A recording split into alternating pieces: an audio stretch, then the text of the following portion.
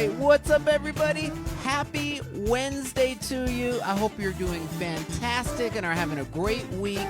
I know we are, and are excited to bring to you another episode of AH Live. Today with special guest Lin Rountree, the incredible trumpet player, all the way from Motown, Detroit, Michigan. Cannot wait to share that with you. Speaking of sharing, though, please do us a favor. Click share, and let's just spread the good vibes. Don't forget to like this post, and also like Adam Holly Artist page so that you can find out about all of these shows we have every Wednesday, 6 p.m. Pacific, 9 p.m. Eastern, and all the other great content we do on this page as well. If you're tuning in on Lynn's page, what's up? I'm Adam. This is AH Live. We're here every Wednesday. Thank you for joining, and don't forget to like my page. We're celebrating. We're so excited to have Lin in the house, but also just found out my new single, Escape, is number 2 on Billboard. It made a huge jump. Big thanks to my radio promoter, Jason Goroff, and fingers crossed for you-know-what. We're hoping to make it to the top. So let your stations know you want to hear Escape. It's a fun track, features Rick Braun, and it's the title track of the new album. But we got to get straight to the music, right? And I'm going to get us started with a fun track off of my new album. Yes, this is called Sunday Swing. Little go-go beat for you DMV folks. Hope y'all enjoy it. Here we go.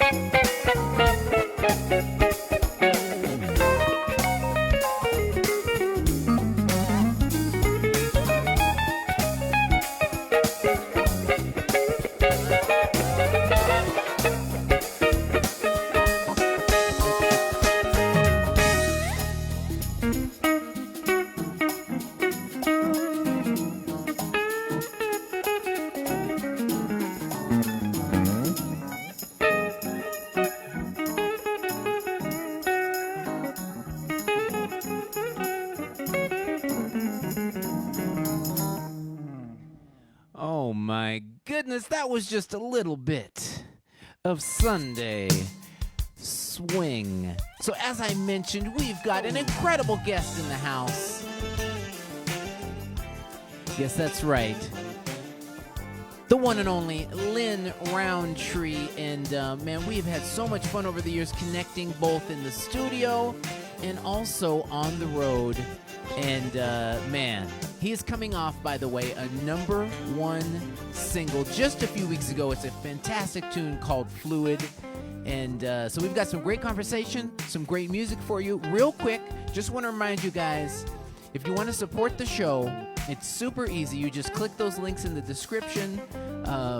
We've got PayPal, Cash App, Venmo. You can also do stars now, which we rolled out about 5 weeks ago.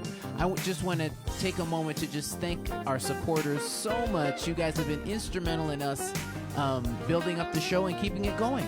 So if you want to help out, we appreciate it. And thank you. We'll make sure to always put your names in the credits at the end of the show. So appreciate you guys. And without further ado, I want to bring to you guys right now, dear friend of mine, please enjoy Lin Rountree. All right, what's up, Lin Rountree? How are you doing today? What's up, my buddy? How you feeling, brother? Man, I'm better now. I appreciate you taking the time to come through, man. Always good to hang with you. Most definitely. I was like, I've seen you doing this thing, man. I've been super proud of you. I've been seeing your aesthetics get better, man. You know, it's like you're making more money over there while I was out here struggling. You got the pristine quality camera, and we're still using our little iPhones, but it's all good, man. I appreciate what you're doing, man. We need this. Oh, man, you're too kind. Well, the truth is they're stuck with this face every week, so I got to do something to make it look better. Man. Yeah, make it better. Yeah. Hey, man, I got to do something. But, man, I want to dive right in. I did, we've been buddies for a while, but I did a little research, and I learned a few things. You're in the Motor City, Motown, but grew up in New York, and also you had some time in Virginia. Just tell us a little bit of your backstory and why you ended up picking up the trumpet. Well, I was born in New York City. We lived there 5 years. We lived in the city. We moved out to lived in the Bronx. Then we moved out to Cliffside Park in Jersey. And I finished high school in D.C. My dad was a very high-ranking official in the United States Customs, and so he kept getting promotions. And he ended up, that's why we ended up traveling almost like a military family. So aside from 2 years when I spent in Seattle, Washington, I pretty much finished high school in D.C. And I picked up the trumpet. It was kind of a funny story. My dad is the Jedi Master. I mean, before Jedis were even a thing, he was the Jedi Master. He had this trumpet that he played in high school. It's his mother's trumpet. And she gave it to him, and he took that trumpet to all of our houses, and that trumpet was always, he never played it, was always on the mantelpiece in the front room. And he would always say, hey man, this is your house, you can touch everything in this room, but don't touch that trumpet. He was like, if I see you touch that trumpet, you're in trouble. So of course, Jedi mind trick, that's the one thing oh man, I gotta touch it. So he tricked me and put a little pin on it one day. I picked it up, started messing around, put it down. Didn't know he had a pin on it. It was a safety pin. And he's like, oh, so you touched it? I was like, yeah, Dad. He's like, well, now you got to play. So I picked it up. That was probably in the 5th grade. And I picked it up, learned how to get some notes out. And I actually fell in love with it, a relatively short period after that, because I could get some notes out. It was just kind of a natural fit, even though everybody was like saxophones and all this other stuff. The trumpet was clean, and I just pick it up and I put all these things together. Of course, I'm lazy too. I'm a lazy dude, so just pick it up, and from there that started my quote-unquote love affair with the trumpet. I played in high school, ended up developing a good big sound, not a first chair sound, but a big fat second chair sound, and I tried out for Florida A&M University Marching 100, which back then was one of the best bands and marching programs and music programs in the country. Went Marsalis used to come through. Wycliffe Gordon was there. Cannonball Adderley was a professor there. So at some point, so was Nat.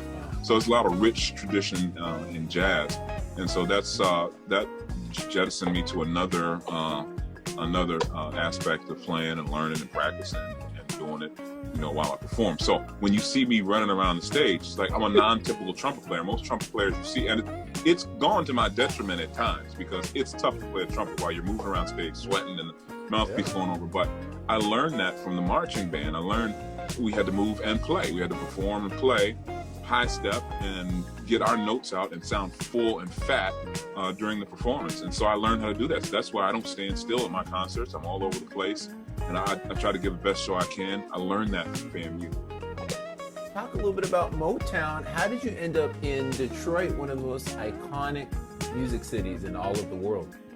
Well, again, that was a humbug thing. I had a fiance that was in Detroit, and when I first got out of school, I got shipped off to Milwaukee, and I learned a lot from some of the old school cats in Milwaukee. But my opportunity came up to move to Detroit for my business and from a company, and I jumped at it because it put me with my fiance, and so that's how I ended up in Detroit, because she worked for Ford Motor Company, and I was able to.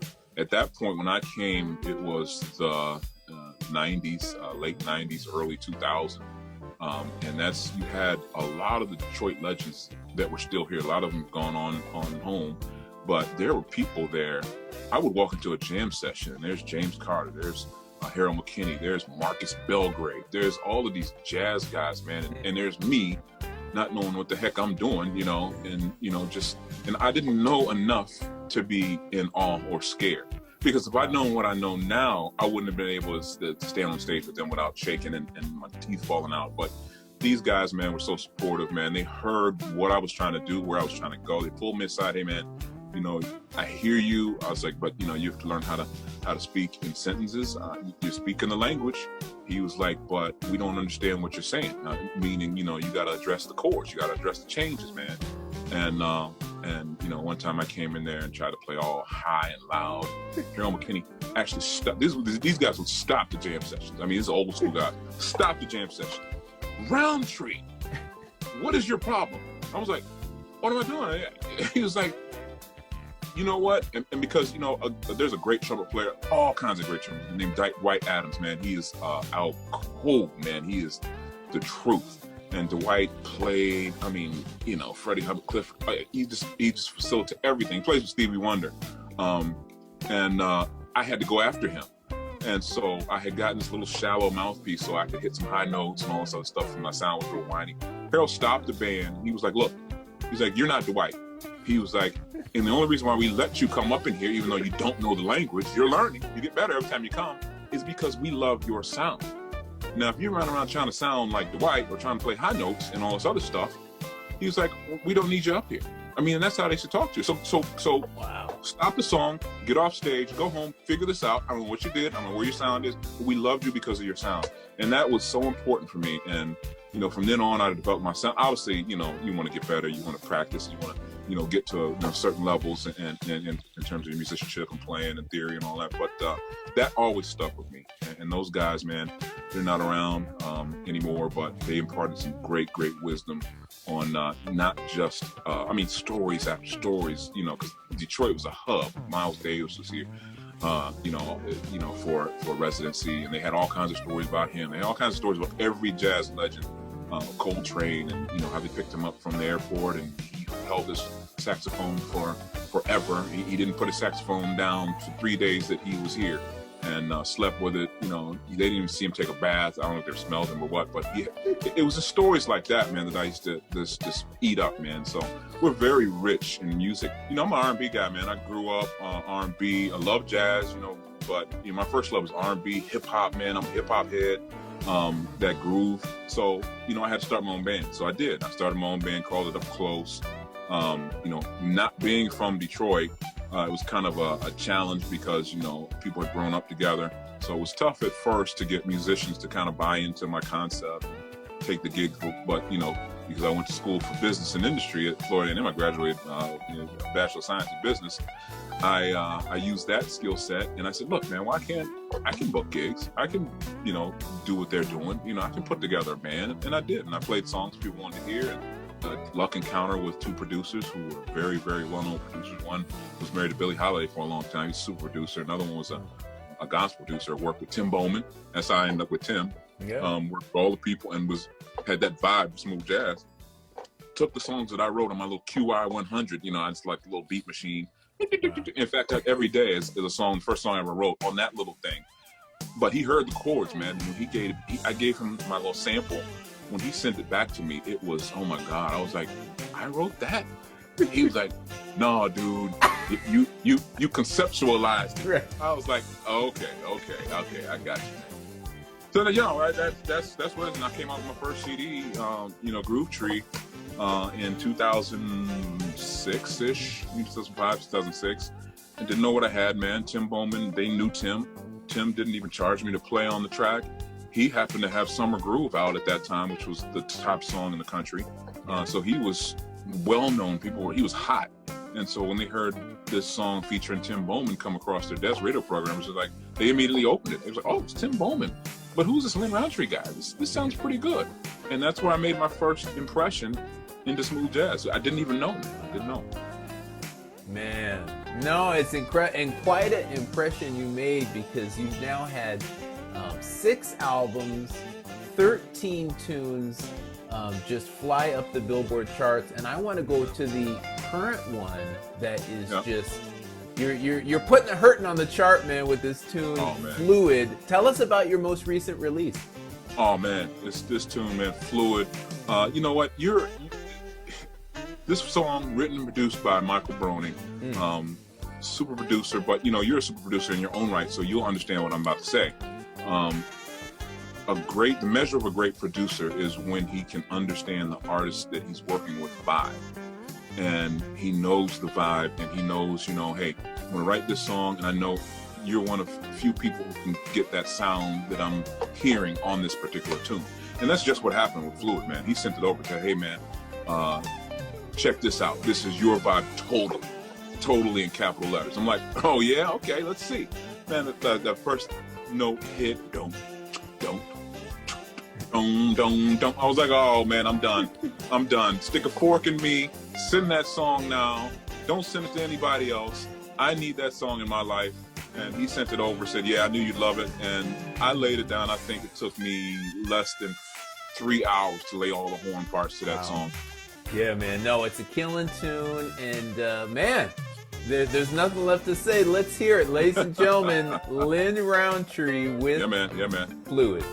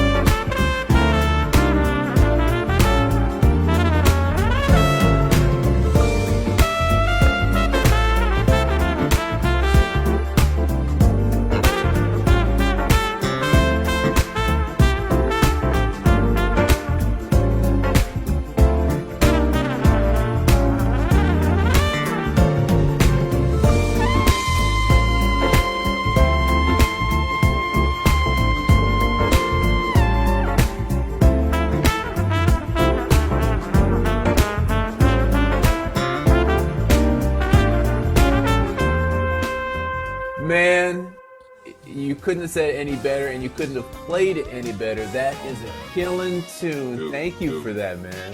Yeah. And your listeners and your people are viewing are the first people to hear me perform that. So of course, when I get more fluid with it, and we get the band going, man, bands are gonna love to play this tune, man. We'll figure out an arrangement. We can just rock this tune out for 10 minutes, man. It's one of those tunes you just, rock out for 10 minutes, that everybody gets some on it, So it's gonna be interesting, man, when we put that together. That's gonna be a nice song to fit in the set. Oh man, no, it's killer, and man, we got one more, and it's the tune you mentioned a few minutes ago that featured Tim Bowman, and I just want to mention real quick, it was such a blast to play this with you. This was at a festival put on by Alexander Zonjic, and I was there with Summer Horns, and you were like, "Hey man, you're gonna be at the same festival." I said, "Really?" You said, "Man, come up and jump." Dude, man. It was so funny. It was like maybe fortuitous because we had never really played together before. Yeah. But that 1-2 month stretch, I think we played together 3 times. Yeah. We did Kentucky, we did that, and I think we did something. Oh, we were on the same show with Marcus Anderson's and Coffee. Exactly. So yeah, man, and we hung out, man, and so I was like, dude, I got to get to know my man, and he's cool, real cool cat, man. We had a great time, great combo, man, and he's an awesome player. So I was like, man, when you laid it out on this tune, I was like, yeah, this tune needs nuance, man. It's a nuanced tune. It's something that I hear and you're playing all the time, man. It's real nuanced, but very soulful, man. Very soulful. So you laid this thing out, man. You feel like playing it with me? Let's do it, man. Ladies and gentlemen, For Your Love.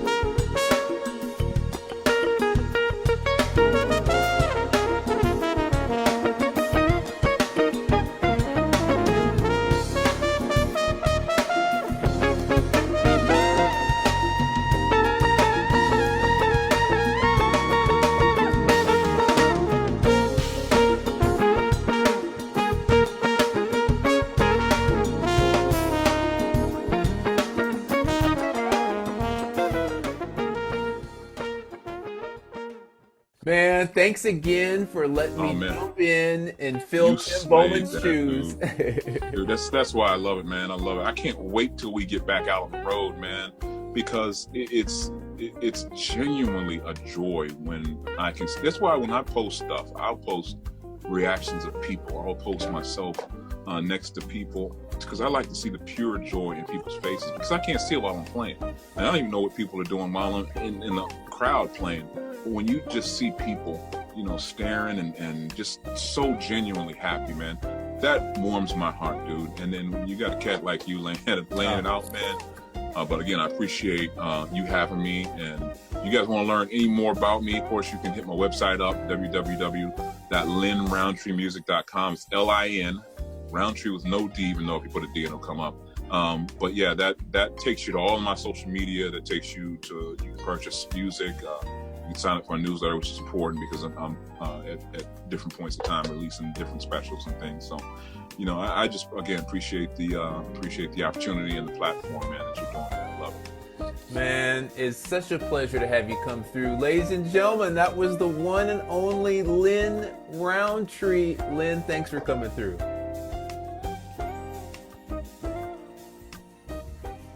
Oh, yes. There he is. The one and only Lin Rountree. Wasn't that fun? And I just realized we played his first hit, For Your Love, and then his most recent just went #1 a few weeks ago, Fluid. Man, appreciate you, Lin, for coming through. And ladies and gentlemen, please support Lin. He gave you the details where to find him. Go to his website, grab his music. Really, really great talent. So I think you know what time it is. It's time for the Cat Cam. Hi. There she is, Miss America. Oh my goodness. How you doing today? I'm good. How are you? You're looking cute. I like the hat. You got a little, thank you. got a You little look cute bohemian too. vibe. I like that shirt. Well, I do what I can. But what's going on? Nothing much. Just dealing with the weather. I guess now it's officially fall weather, which Well, I you don't know like. what? And I have to preface this by saying my lovely wife over here is a California girl. So today was probably like 75 and overcast, and that's like the end of the world for her. I know those of you on the East Coast and the Midwest, it's probably like 20 below right now. So you're for laughing at us Californians. Yeah, but this you know what? morning, Adam was like, "Oh, are we going on our walk?" I said, "Our walk? Look outside." He's like, "There's nothing wrong with outside." I said, "It's too cold." Oh yeah, it's but you know what? There really is something to you just your blood starts to thin. It's like when every day it's 80, 90, 80, 90, and then of course the summer it's over 100, especially where we are. 70 starts to feel like jacket weather, sweater weather.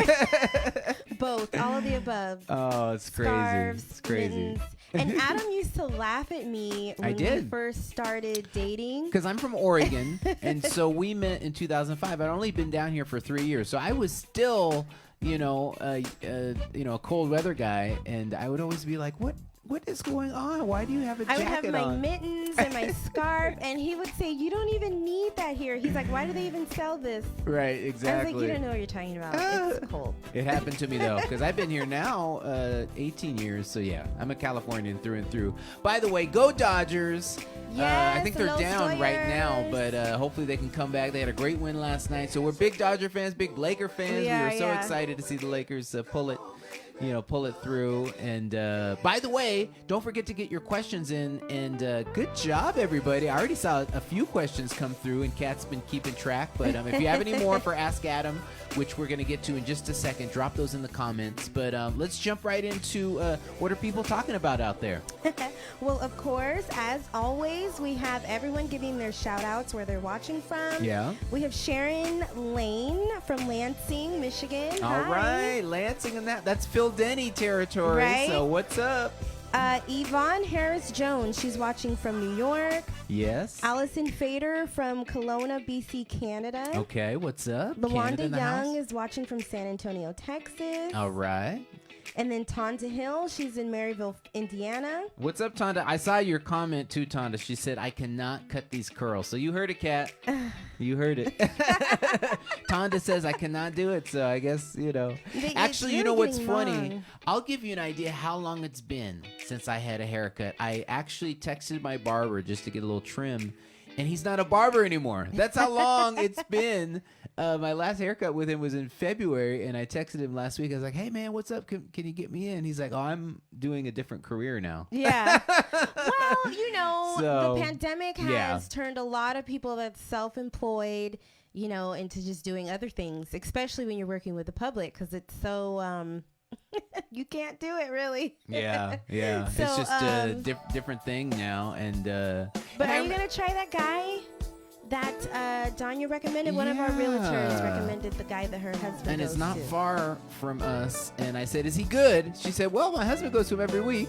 So I was like, okay, that sounds pretty good. So, yeah, I'll have to give that a try. But, yeah, it's crazy. It's crazy. And Okay, then what we else? have my sister, Portia, watching What's from up? How you Lawrenceville, doing? Georgia. Hi. All right. And then our niece, she gave you a little shout out. What's up, saw Taryn, if you're still watching? that. our youngest niece. Yes. She was watching, stole the phone. We have, Lynn and Vaughn Stewart What's watching up? from Easton. Is that Pennsylvania? Or New Yeah, Jersey?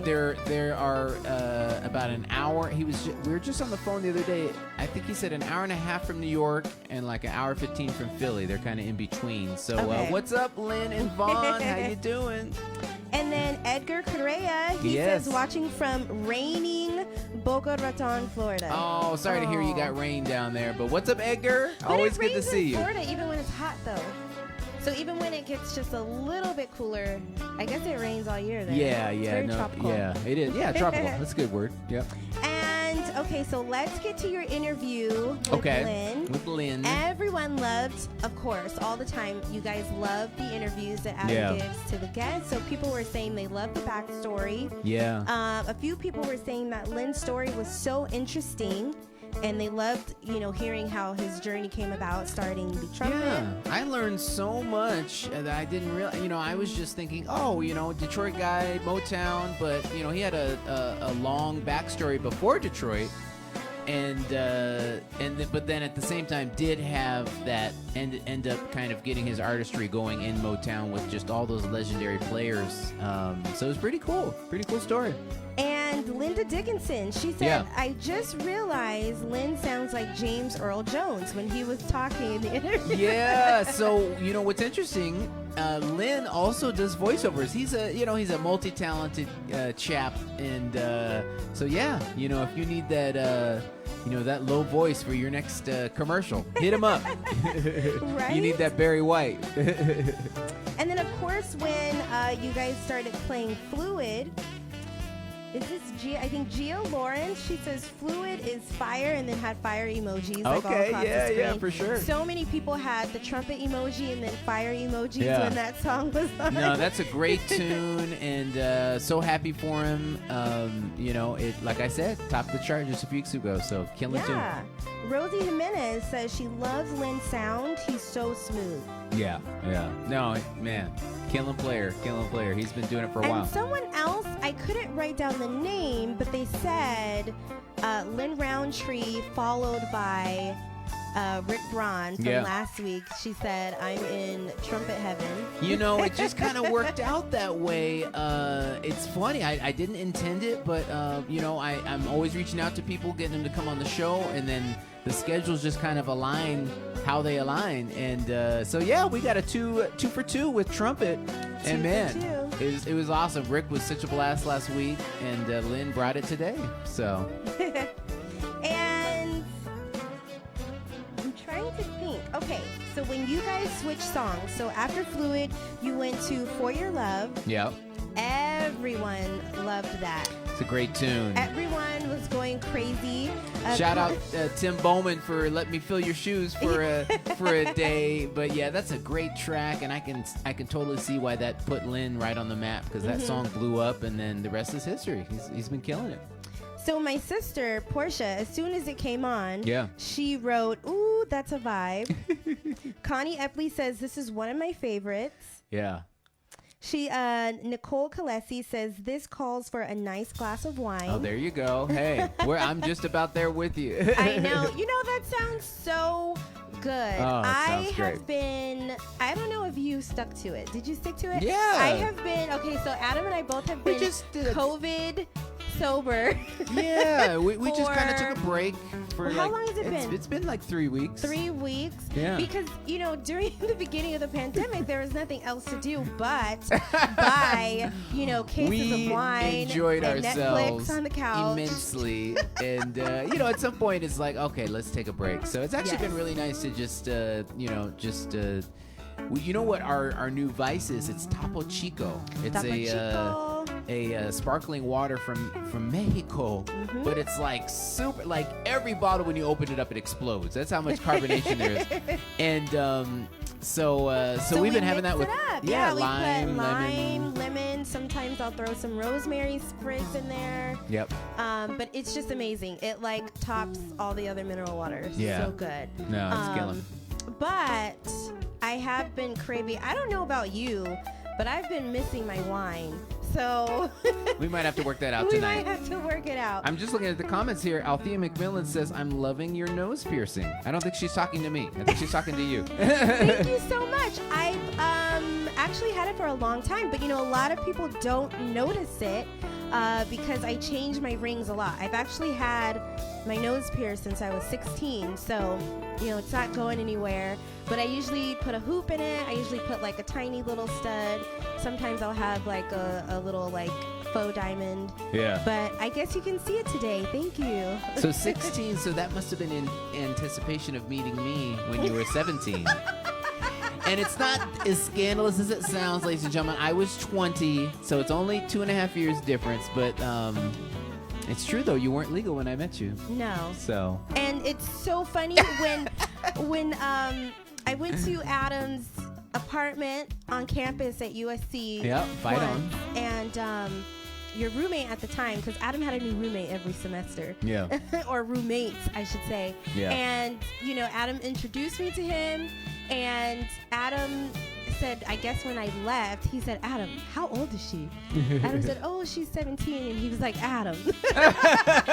He was concerned. We had just met, but he was concerned for my well-being. But, you know, that's but, funny. you know, I was, you know, legally an adult just a few months later. So Yeah, so we fine. figured it out. Well, let's scoot on over to Ask Adam, Ask because there was a ton of Adam. questions. I want to try to get to all of them, or at least most of them. So, so what do we got? Okay. So Linda Dickinson, she says, ask Lynn about Bakers, but I think I know what. Oh, yeah. So, You know what that Lynn, means. you're talking about Baker's Keyboard Lounge. It is the oldest. It's the first jazz club in the U.S. And if I'm not mistaken, it's the oldest in the world because jazz originated in the U.S. It's an incredible place. I'm sure Lynn's probably played there several times. I had the honor of playing there back in 2017. Me and Phil Denny did a show there, and it was just incredible. Just the pictures they have there, you can just feel the vibe. It's hard to put into words. Just if you're ever in Detroit, you got to go down there and catch some music. And the food was incredible. We really enjoyed that soul food, didn't we? You know what? I think I ate too much when I was there. Because The mac and cheese, that's what I remember. Oh my God, the mac and cheese was crazy. Pre-COVID, because since COVID, I have just been so bad. I used to train with my trainer at the gym 6 days a week. I used to only eat carbs like twice a week, and then of course no alcohol. Before COVID, I hadn't had alcohol in like almost a year.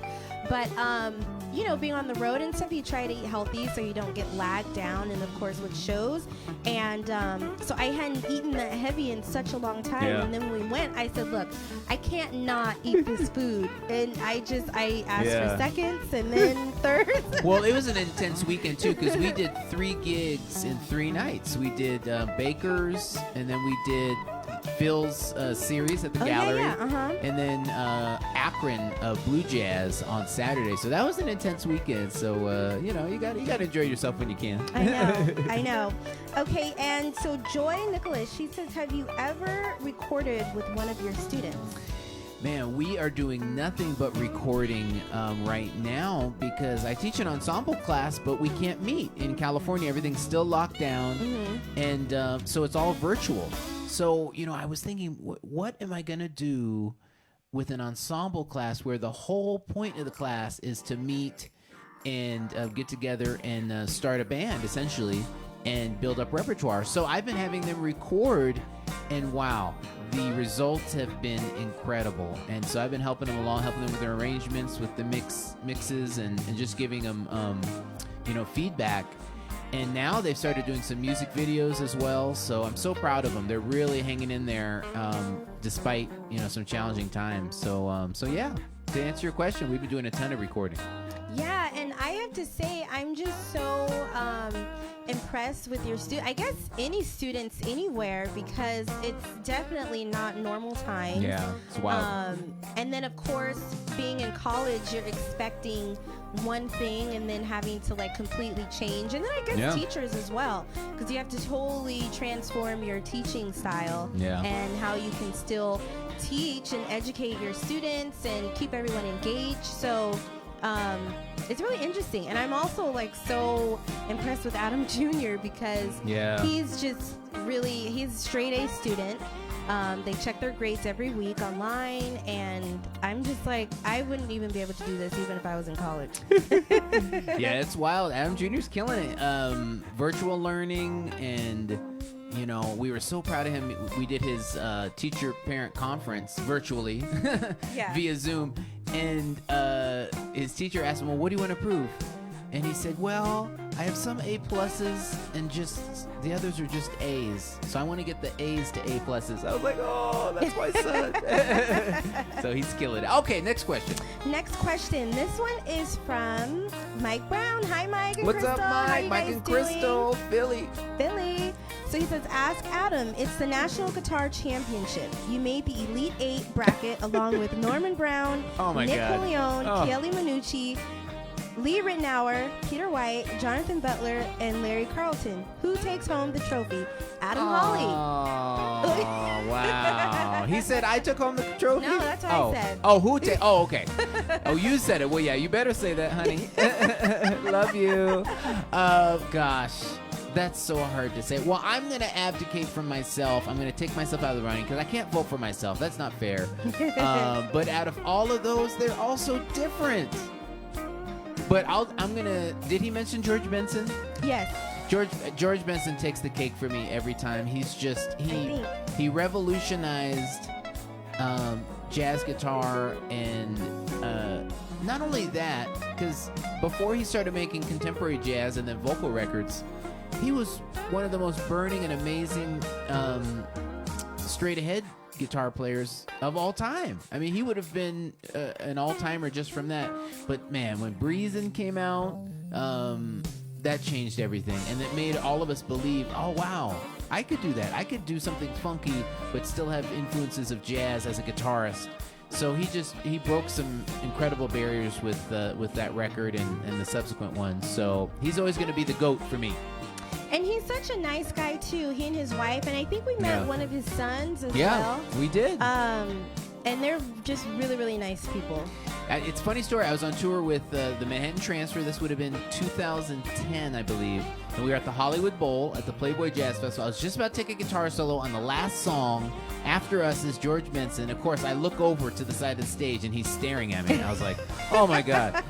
But he was the nicest guy. I met him after the show. And by the way, his longtime guitarist, Michael O'Neill, I saw him in the chat earlier. So what's up, Michael? If you're still here, say what's up. But Michael, I met him for the first time, and he was like, man, come back. George would love to meet you. And George was just the sweetest guy. And so I really treasured that moment because I was still, I mean, it's 10 years ago, but back then, I was 25 and, an impressionable young lad. And he was just so gracious. And shout out to Michael O'Neill. Check him out, too. He's got some great records. So dynamic duo there. And Lori Erickson, she says, and let's hear it for Wes Montgomery. Oh, yeah. Well, Wes as well, and Wes was a trailblazer.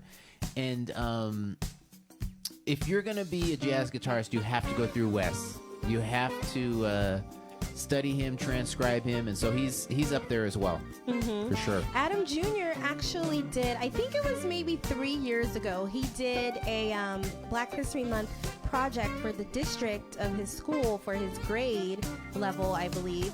And he did it on Wes Montgomery and his dad because it was the Trailblazer and then Who Comes After. So he did, you know, the groundbreaking, you know, from back in the day, and then the people that followed, and he won first place. But we didn't put that Adam Hawley was his dad on the project because, you know, we didn't want to influence any grading.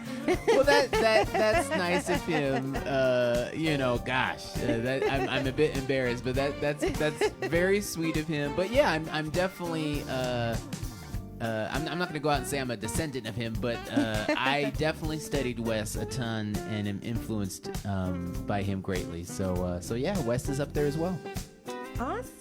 Yeah. I think that's it for Ask Adam. Okay. But Linda Dickinson just said, many, many years ago, we saw George Benson for free in a park at Syracuse, New York. Wow. Yeah, he is just incredible. And I went and watched his set, and man, he just brought the house down. I mean, the guitar playing was incredible, but then he started doing hit after hit after hit. This Masquerade, I'm totally spacing, but all those huge vocal hits that he had, Love Times Love, Give Me the Night, it was just rolling. It was just rolling. And then that setting, just in the summer, outdoor amphitheater in Hollywood, packed house. So it was very inspiring for sure. So awesome. Well, thank you so much, Kat, as always, You're for welcome. coming through. We do just one last okay. comment. Carla in Denver. Hi, hon. What's up, Carla? She says, Adam, I would love to hear some interviews with some of the new and upcoming artists that are catching your ear. Oh, well, that is such a great segue because I'm going to talk about what we have coming up next. So Awesome. Thank you, Kat. You're welcome. Bye, guys. All right. So now is the time to talk about what's happening next week and also coming up in the upcoming episodes. Number one, next week, I'm so excited. I've got a doubleheader all the way from New York. We got a New York connection with this doubleheader. We have the incredible Paula Atherton. We used to be label mates on Kalimba Music, Maurice White's label. Paula, myself, and Greg Manning, we were all there together. And she has just been killing it. She just had a number one hit about a few months ago, Can You Feel It? Really great tune. And so excited to have her in the house. Fantastic saxophonist, vocalist, and flautist as well. So that's going to be great. And also, as I mentioned, it's a doubleheader. We have the incredible Vaughn Stupart, really awesome saxophonist that I connected with a few months ago and had the pleasure of producing his new EP. So we've got great conversation with him, some great backstory. Man, he used to hang out and have these jam sessions in Harlem, and you would be amazed at the people that used to come through. And so really can't wait to share those stories with you and share the music with you. The music is incredible. Had such a blast working with him. And he just sent me the new project. Here it is, Living It Up. You too can have a copy of Living It Up. Just go check it out. It's on all of the digital distributors out there, Spotify, Apple Music, you name it. So check it out, Living It Up, and he'll be in the house next week. And as I mentioned, I've got some really exciting names coming up. I've already got in the can, ready for you, Steve Cole, saxophonist, incredible artist, great player, and had such a blast hanging with him. I've got Pete Project, the Bad Boys of Bucharest, all the way from Hungary. They are confirmed. They're in the can. I'm editing it, so they will be coming the week after that. I'm still working on Ollie Silk. I also just chatted with Althea Renee. She wants to come through. Incredible flautist. Really excited to have her. And also Justin Schultz. You want to talk about new artists that have caught my eye. Look him up on social media. He has blown up. He plays keyboards, guitar, bass, you name it. His sister's an incredible drummer. His dad plays bass along with him. They've been on national network television. He's a huge star. And I ran into him in Michigan, and he was so nice. He came up to me. He said, "Hey, can I get your picture?" And I did a double take, and I was like, "No, I need your picture," because he is a bona fide star. His new album just came out, so he'll be coming up as well. So great episodes. Steve Cole, Pete Project. We're working on Ollie, Althea Renee, and Justin Schultz. So I can't wait to share all that with you.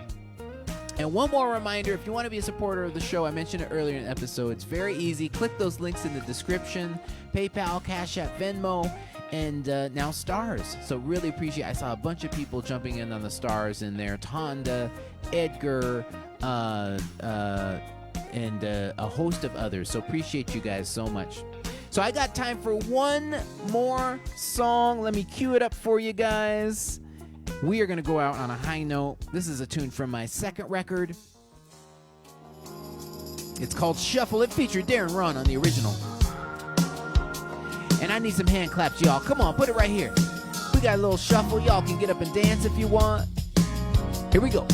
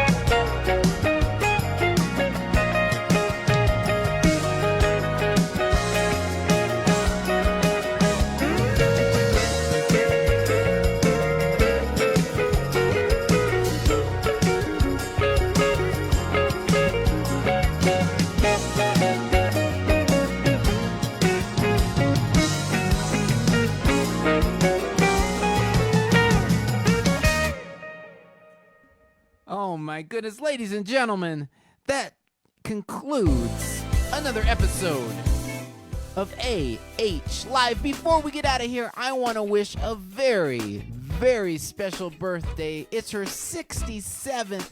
It's Nancy Stack. I hope you had an amazing birthday, Nancy. Thank you so much for hanging out with us on your birthday. We're honored, and we just wish you the best. That's Nancy Stack. Ladies and gentlemen, don't forget next week, the incredible Paula Atherton and Vaughn Stupart. That's Wednesday, October 28th, 6 p.m. Pacific, 9 p.m. Eastern, right here on Adam Holly Artist Page. Appreciate you guys so much for coming through. We'll see you next week.